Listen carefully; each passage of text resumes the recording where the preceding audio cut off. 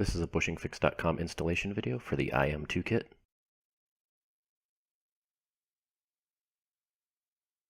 You'll receive 3 pieces in your kit: a bushing, an installation driver, and a retaining cup.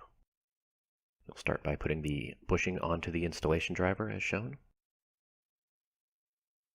And you'll want to look at your cable end and identify which way the shift lever pin went through.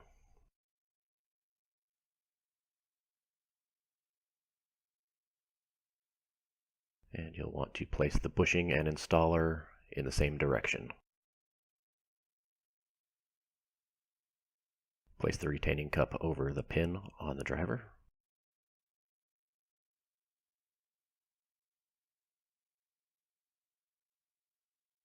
And take some pliers and squeeze it a few times to drive the bushing into the cable end.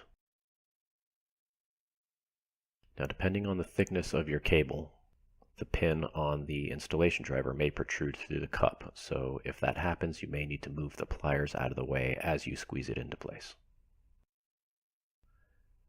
Remove the cup and the installation driver.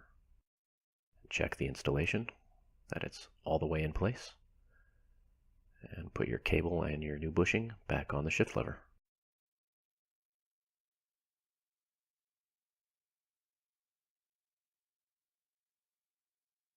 That's it, you're done. Thanks for watching.